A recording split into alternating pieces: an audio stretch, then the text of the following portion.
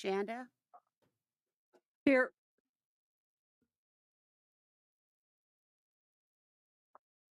Okay, we have a quorum. We'll proceed. Item B, approval of minutes. Take a motion to approve those when you're ready. Mr. Chairman, I move to approve the minutes. Okay, is there a second? Second. Moved and seconded to approve minutes of the February 17th meeting. Any discussion or addition, deletions? Seeing none, roll call vote, please. Barry, Yes. Steve, Yes. Brad, Yes. Corey, Yes. Bo, Yes. Chris, Yes.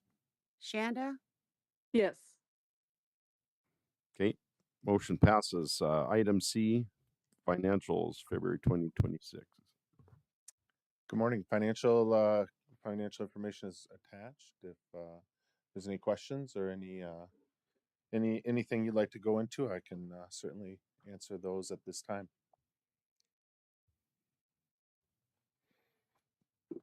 Okay, any questions for the February financials? Mr. Chairman, I'd move to approve the February financials. Is there a second? Second. Moved and seconded to approve the February financials. Any discussion? Discussion. Roll call vote, please. Steve, Yes. Brad, Yes. Corey, Yes. Bo, Yes. Chris, Yes. Shanda, Yes. Barry, Yes. Okay, motion passes. Item D, Blacktail Dam grazing lease. I'll let Beth take this. I have the grazing lease for Nevin It's on Sorn. on the last page.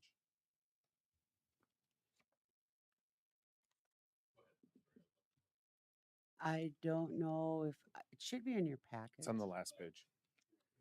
Okay. I have the grazing lease and it's $318.80 if you want to continue with that. That's for a year. And that's all I have. And we need a motion to approve the price and authorize the chairman to sign. Okay, what's the wishes of the board? I would make a motion to approve the grazing lease for Nevin Sorensen for 2026 and authorize the chairman to sign. Okay, is there a second? Second. Moved and seconded to approve 2026 grazing lease. Any discussion? Discussion.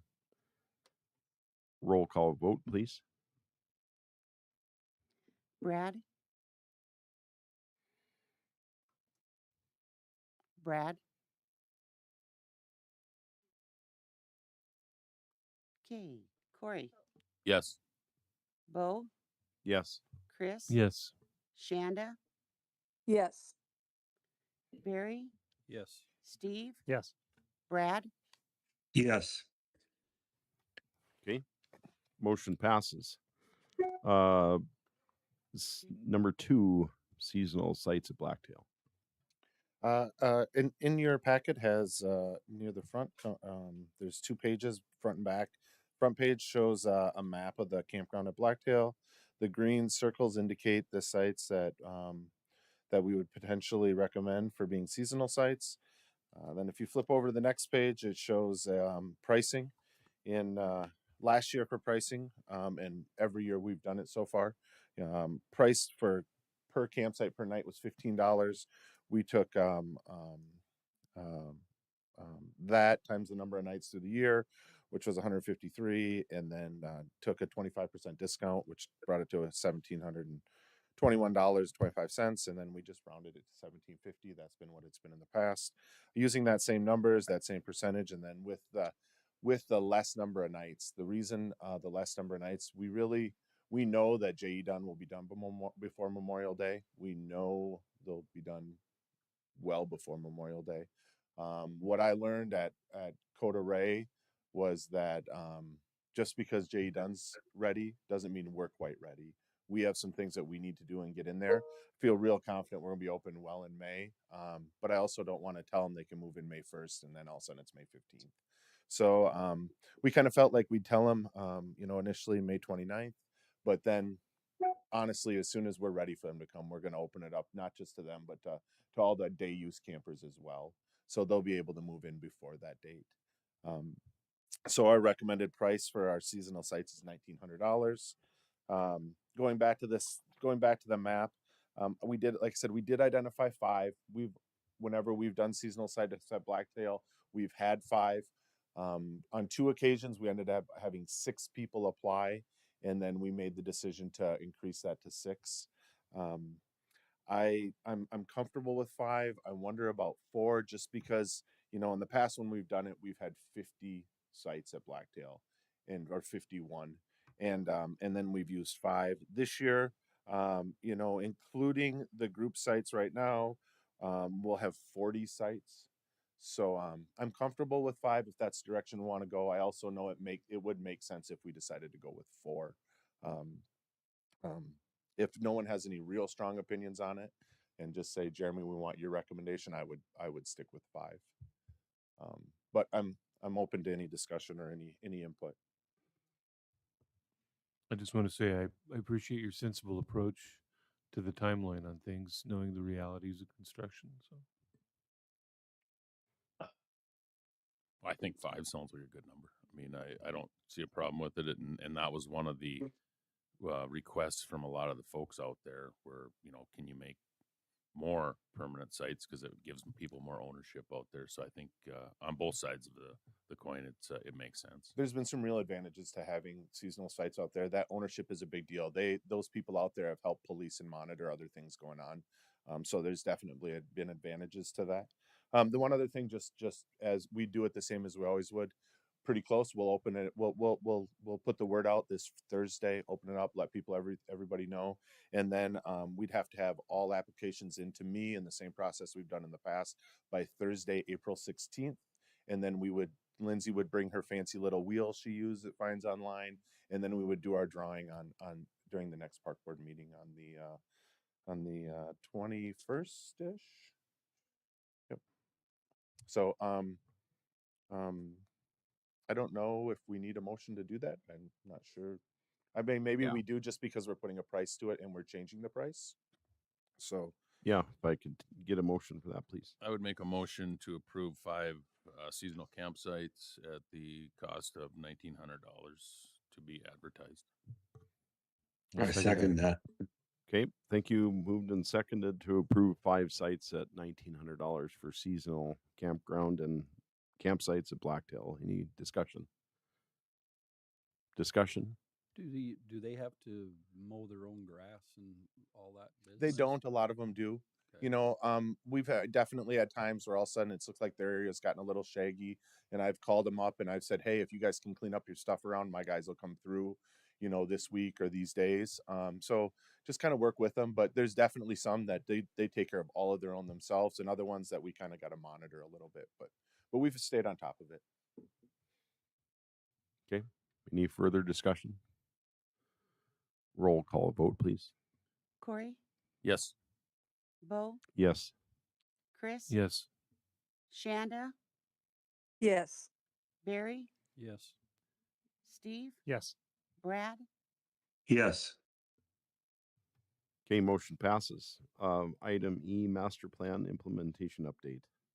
All right, number 1, Epping Springbrook Dam. In your packet is a picture of what the overhead picture of what the new campground we're hoping to build, or the remodel we're hoping to do at Epping Springbrook Dam. We received bids have already gone out. We'll receive our bids. We have a meeting today. Bids are due today at 2:00. Our bid opening is today at 2:00 here in this building. So we're looking forward to that. With that bid opening, and with this plan, I would like to request that we have a special meeting immediately following the April 6th County Commission meeting, to potentially approve that guaranteed maximum price. We're getting kind of to the point where it's construction time. Every day is going to matter. And if we can approve that and like I said, at following the county commission meeting, the first meeting of April, um, that would just save us, give us 2 extra weeks potentially to start working out there. Obviously, depending on what the numbers come in. The 7th, I'm sorry, it'd be April 7th. So I'd request that we could have a special meeting on April 7th, just with that one agenda item, and we do it, schedule it for what 8:45 or 9 o'clock, and immediately following county commission. I don't think we need any action to do that, do we? We do for a special meeting. They need to. Okay. So moved. Okay, is there a second? Second. Moved and seconded. Any discussion? 8:45, or immediately following the county commission meeting as soon as it gets over. 8:45. Can we say 8:30 and then? No, If it- Karen says we can't. So, yeah, but we have to have a commission meeting first, and we're not going to stop the county commission meeting to go ahead and have this special meeting. So we need to go probably at 9 o'clock, 9 o'clock. because we have to finish county commission. We're not going to stop in the middle to do this and then go back to county commission. Yeah, I wouldn't suggest we'd stop. I'd say we schedule. I don't for think you 8:30, can. And It's if a it doesn't special meeting. happen, okay. It's a special meeting, so you can't. Is that Okay. what you're saying to us, Karen? Or not?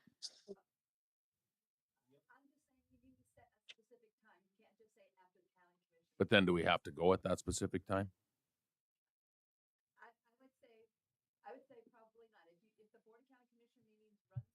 Oh, well then just, okay.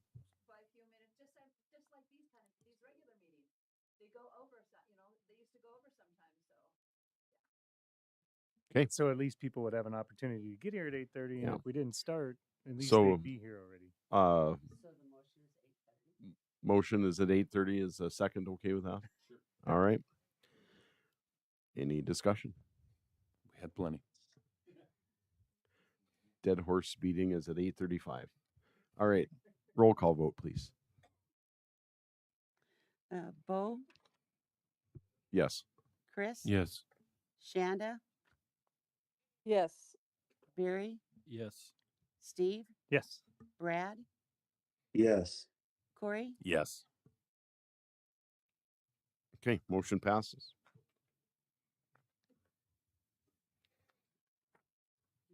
Blacktail Dam Community Building. Blacktail Dam Community Building. There's some pictures in there. They're in there. The one of a overhead view of the basic design. It says original version and revised version. We got our original version. We went through, and pricing came in higher than what we were comfortable with, and we worked through that whole value engineering process. Made some changes. A couple of the, we straightened out some areas, so we have straight lines instead of less corners. We on the right-hand side in the original plan, we had an overhang built in, and that was quite costly. So we eliminated that, and we are actually going to look at putting a shelter there adjacent to that, to kind of still have that covered side. We think we can do that a lot more economically, and just and then tightened up some of the materials being used. Still want to make them sturdy and long lasting and durable, but maybe found some more inexpensive alternatives to do that. So the revised designs on there, you can see it's a pretty basic building. The main assembly area is about 1,000 square feet, and then we got bathrooms on the left. Each bathroom has just bathrooms, no showers, bathrooms and sinks and all that. And then the right hand side's a kitchen. It's not, we're really looking at it as a serving kitchen, and more so than a big prep kitchen. We have put some steps in if we ever did want to go a little further and put in, something, a cooktop or a fryer or something like that. So we can get there, with this design, but the original plan is, appliances are going to look more like residential appliances. And we're going to, it's more designed where there's lots of outlets for crock pots and serving window and things along those lines. So these final plans came through yesterday. They will start. Jay Dunn will get these out to bid. Working on it right now. Our goal is that our regular April meeting, they'll have time to advertise bids, do everything. In our regular April meeting, we should come back and have hopefully have a guaranteed maximum price that we're comfortable with and we can approve. Okay. Yep. Any questions for community building? Okay. Little Egypt. Oh, go ahead, Brad. Yeah, I just how much do you save on the outside patio area that you took off? Oh, it was a lot of concrete and a lot of the what's it called, the not pillars, the footings that they went in were substantial in the tens, if in the tens of not closer to $100,000 to take that out. So is it primarily the concrete though? In other words, could you put that cover over there and just put in a cinder or gravel area for the time being? I mean, we could look at it. I don't think it wasn't just primarily the concrete though. It was it was almost like a lot of it was almost like just that much additional square footage of building, because the roof was not cheap. The materials, there were a lot of soffit, really specialty stuff that had to be put on that added to the cost. It was dramatically more to have it. Yeah. Do we still have on the second photo? Do you still have the outside appearance of the peaked roofs and everything else and windows, or Correct. is Yep. that If you were standing with the lake at your back looking at the building, and I don't know if you're at your computer or mobile, Brad, but the picture we have up right now it's a peaked roof. You can see, and Yeah. on if you look on the left hand side of the building where that overhang Patio. is, we do have a shelter Yeah. in that place. So we still Yeah. want to create that congregating area over there. We still have a service window where if people were to serve food out of that side, they'd still serve it right there. So that whole Okay. area is there. We've just replaced the overhang with a shelter. Okay. All right. Yeah. If it All right. was part of Good. the building, it's substantially more expensive. Correct. Yeah. Yep. So we've kind of created, we feel like we've created the same usefulness, and dramatically lowered the cost. Okay. So in the future though, if you take that off and you put a shelter in, hopefully it gets used. If there isn't concrete or something down, I mean the grass would just get beat down to where it's just dirt, and then it would turn to mud, right? So I mean, there's gonna have to under be under that shelter will still be concrete. It was more the well, I can't think of the word, not pillars, but the footings. The footings that were expensive, adding all that in, the concrete in for those, because a lot of load bearing on those two posts. It's my understanding, at least. Not an engineer. Okay. Any other discussion for Blacktail Community Building? No, like I said, hopefully we get a good price. Let's keep that roll you guys had with this morning with County Commission and get some good bid prices on that. Okay. Little Egypt. Little Egypt recreation area. We have a picture of kind of what we're looking like. Remember, anything we do at Little Egypt, we have to have approved by the Corps. We've been working pretty closely with them all along, letting them know what's going on, and we have a meeting with them today. We will present this plan to them and then start listening to everything we got to do to get the rest through. Now, with this plan, we know that we put in maybe a little bit more than what we want, but with the Corps, the deal is once it's approved, and it's good forever. So just because this is our plan, it doesn't mean that, we all know we don't put anything until we get actual real dollars for it. So we can wish and dream all we want, but in order for us to get to that point, the Corps has to approve it. One thing that that is a notable thing is in the upper right hand corner there near the entrance, I do have a shop built in there, just someplace to store equipment. We have my shop at Blacktail is a long ways away. Even the shop in Ray that County Highway has is a long ways away.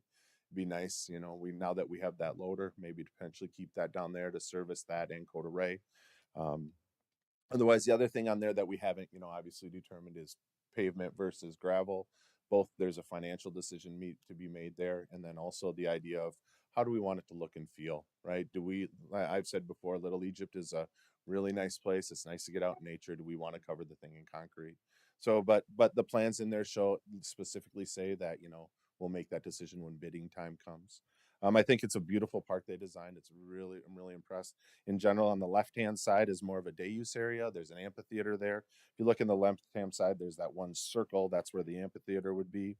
And then we added playgrounds and more campsites. So we have a meeting with the Corps today. We'll send this. We'll go through this with them, and then we'll just move down the process. We're hoping we can get this approved and we can start construction on this next year. That's our hope. But you know, once we hand things off to the Corps, now we're just on their time schedule. So, yep, I don't have any. I guess the only other thing that I would like your approval for, there is a substantial trail system in there, and we would look at. I mean, right now we're looking at could cost in that range of about $700,000. We're estimating, and so we would like to apply for the Outdoor Heritage Fund for a grant for that. They do fund trails, and they've been known to give a good amount of money to trails. So with your approval, I would like to be able to apply for the Outdoor Heritage Fund for trails at Little Egypt. Okay, is there a motion? I'd make that motion. Is there a second? Second. Moved and seconded to approve applying for trail grant. Any discussion? Discussion. Roll call vote, please. Chris, Yes. Barry, Yes. Steve, Yes. Brad, Yes. Corey, Yes. Bo, Yes. Shanda, Yes. All right. Motion passes. McGregor Dam inspection report. I just wanted to put this in there so you guys could have it and you guys could see. There's always been, you know, McGregor has for a long time been listed as a high risk dam by the Department of Dam Safety. I think that's what they're called. And the one of the reasons is because of, you know, the town of McGregor is immediately downstream from the dam. So if the dam were to fail, the water would go right towards the town. But I did put the report on there. I have contacted them and we're going to get together. I have not met with Game and Fish since I've gotten this report, but we're going to get together and see what between the two of us we can do. There's a lot of things. If you haven't been out there recently, the big concern, I mean, at least that I hear from our local Game and Fish guys is the pine trees growing on the dam. Somewhere along the way, someone decided that they should plant some pine trees somewhere nearby, and they have started to creep into the dam, which those tree roots are potentially cause an issue with the structure of the dam. But there are other issues on here. I think a lot of them that between Game and Fish and I, we can work together to get through. But just wanted to let you see these and see what the things were, just because we know there has been, I mean, all kinds of talk about. There's no doubt about there's people that at Game and Fish or other areas that would be just as happy to see that dam go away. So, I mean, I see it as a recreation area we don't want to lose. So I want to be proactive and help out where we can. So, Okay. Yep, that's it. Just want to give you a heads up. Any questions for that dam inspection report? Okay. Ice fishing derby. Just a quick recap on the ice fishing derby. Without question, a big thank you out to our sponsors, but specifically the United Sportsmen of Wilson. They bring a crew of people and they do a great job. Last year at Blacktail, I think we were close to that almost to 140 kids, which was a great number. This year at Epping, we didn't quite reach that number. We were right around 80 kids. I attribute to a couple things. You know, I think just having a Blacktail brings in some people that just naturally already live there and have their houses out there already. Also, I definitely know there was concern of people thinking there wasn't enough ice because of how warm things had been, and they were worried about having enough ice. And then And then also all week long, Saturday was supposed to be a really miserable day. And even in the morning when I woke up, it looked like it was supposed to be a miserable day. And then the wind died down and the sun came out. It was cold. It was, I think, 15 degrees was the high, but the sun was out and there was no wind. It was really nice. It ended up being a fantastic day. Lots of activity. On the opposite side of the campground on the hills there, the entire time there were kids running up and down with their sleds, sledding down the hill. One group had built had brushed off an area and built an ice skating rink, and there were hockey games going on, and there were kids running everywhere. It was a fantastic event. Went really well, and we do our little part, Lindsay and I, and we do our part, and my crew. But the United Sportsmen deserve all the credit. They bring an army of volunteers, and they do a great job. Every kid that came, I think, got a T-shirt, fishing pole, bucket, bait, and other random tackle. Just a great event. Hoping we can do it forever with that group. They do such a good job. Good job. Next year, our plan is we will hopefully we'll be able to move back to Blacktail next year. That's our plan. It's just nice to have inside. It's just nice to have an inside area. We were able to use our shed at Epping for the inside area here, just for registration and things along those lines. But it's nice to have an inside area for people to come and warm up. Okay, item 3, paddlefish. Just want to just so you guys know, the Parks Department is involved in helping with paddlefish season out at the Confluence. We work together with the Water Board, Game and Fish, I don't know, the CVB, the Western Star Caviar, the Confluence. We're a big group of people just trying to help out. The Parks Department, our help is basically parking control. We work with providing shuttles and then just making sure we put out cones and try to help people with parking control. So we'll be doing that again. May 1st, I think, is Friday, the opening day. May 1st and 2nd are harvest days. It'll be crazy out there. Okay, fairgrounds. And just one last thing. I have been, as duties assigned, I've been asked to help out with the fairgrounds. My big part on the fairgrounds is just helping with scheduling, schedule events. We have for 2026, we have between 15 and 20 events booked out there, ranging from Kids Day Out to birthday parties to Rocky Mountain Elk Foundation, to all different kinds of events, to an animal sale. So just been working out, and that's been my, it's been a big task that I know primarily Helen has taken on, but that's my one little sliver of help, is that I've kind of been in charge of scheduling everything out there and keeping going on that. So really excited about the fairgrounds and what our community's going to get out of that. That's going to be I'm really excited to see where that is 3, 5, 10 years from now. Okay, good. Anything else? Somebody want to ask questions there? Good. Okay. Parks update. I don't have anything else really to update. We're getting ready to go. We just put out staffing. HR just posted our jobs. I've just been in contact with my camp hosts, getting them lined up. Just getting ready to go. Trying to keep the snow cleared and at the same time not tear up everything and get everything rutted out. I know my guys, they told me they figure they have now bundled over 1,200 bundles of wood, so they're ready to go with wood for the season, and equipment's ready to go. Guys have done a good job just staying on task and getting things ready for the season. It's really, I always remind them, it's really easy for us to rest a little bit in the winter, but the more work we get done now, the easier summer is, and we're just trying to stay ahead. So we're getting ready to go. Okay.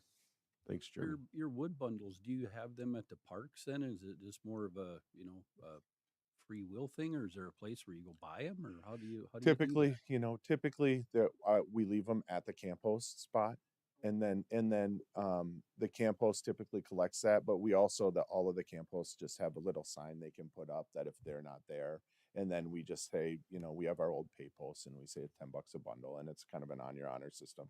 So a little combination of both. But yep, I don't know that we're going to get rich off it, but we make some money, and it is a really good service to provide. It's nice to have it out there where people don't have to run back to town for it. And they're not stealing it from everybody else's piles. Yeah. But yeah, it works out good. You know, I mean, the deal is County Highway delivers all our trees. It's the trees they cut down from the ditches. They usually typically deliver to the closest park. And then my guys work it back to Blacktail and process it. Just as it's, you know, as it's convenient. Cool. Mhm. Yep. Saves County Highway a little bit because they used to have to haul them all to the landfill.